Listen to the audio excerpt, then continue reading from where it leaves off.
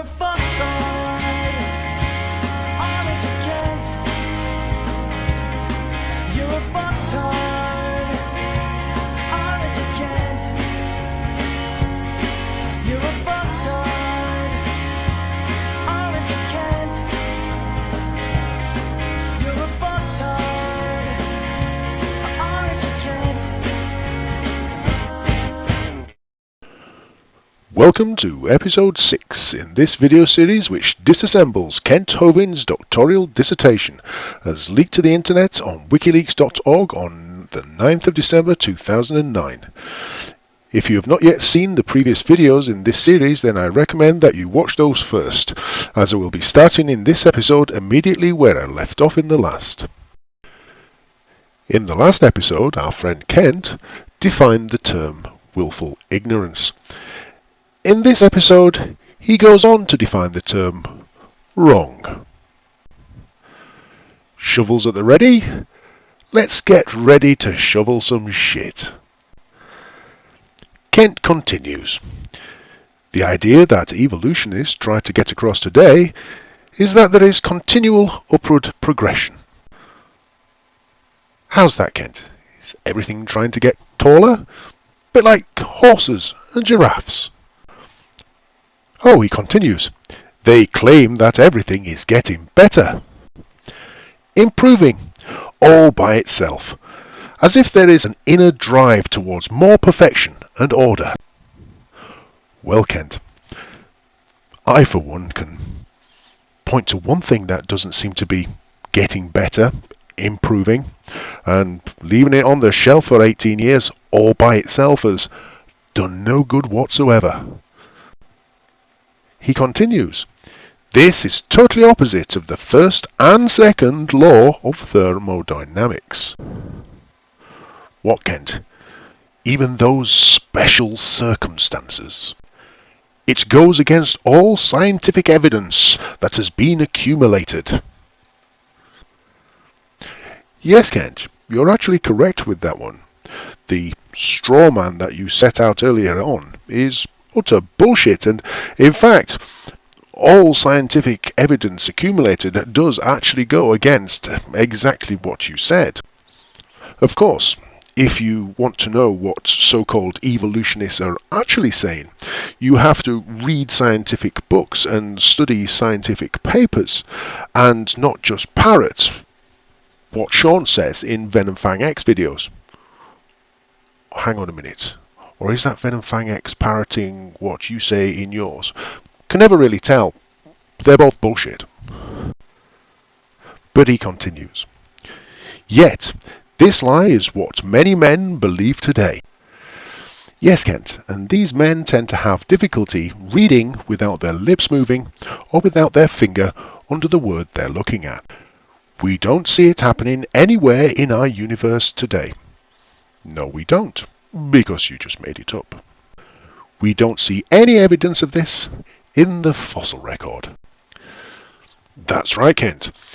What we see is a continuous record of organisms that continue to adapt to the environment that they find themselves in, outcompete their competitors, evade their predators and outsmart their prey.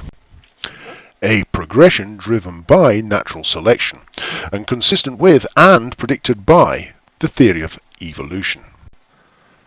That's Darwinian evolution, not the evolution of cities. And sure as hell not the theory of evolution that you was talking about. Anyhow, Kent goes on to give us a history lesson. I would like to trace the history of evolution beginning with the fall of Satan from heaven through the last 6,000 years to modern-day evolution and explain what those teaching this doctrine have planned for the future. And as we ascend to the summit of Richard Dawkins' Mount Improbable, we look off yonder into the distance and see a greater mountain, and behold, Kent Hovind's Mountain of Stupid.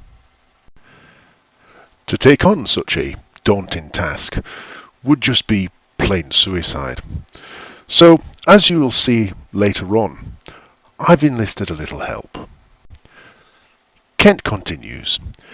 To really understand the history of evolution, we have to understand the author. Yes, Kent, Darwin was a complex man. But you're not talking about Darwin, are you?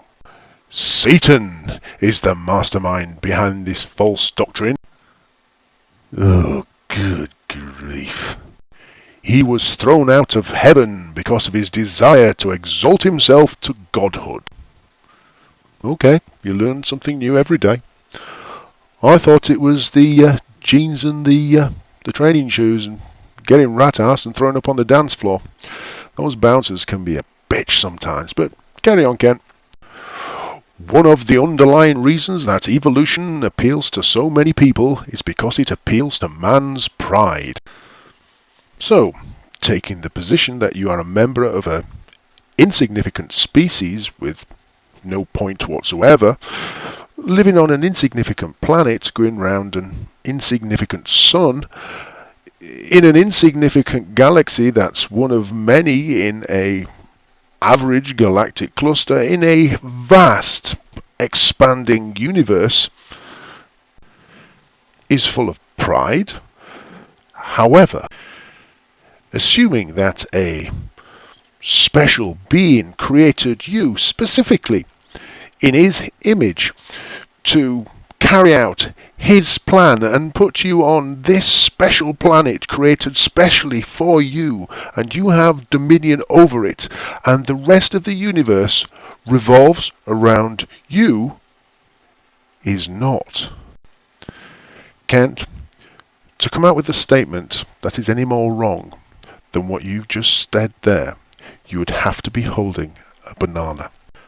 Isaiah 13:11 says, I will cause the arrogancy of the proud to cease, and will lay low the haughtiness of the proud. A big thanks there to our special guest. We all deny him. We deny his very existence, but we all wish that he did exist. Ladies and gentlemen, put your hands together. My special guest, Father Christmas. Ho ho ho. Yeah, whatever. Let's get back to the reading. God is against pride. Is that pride in general? Or just gay pride? Because we sure as hell know we don't like that. In Isaiah 14:12 through to 14, the Bible tells us of the fall of Satan from heaven.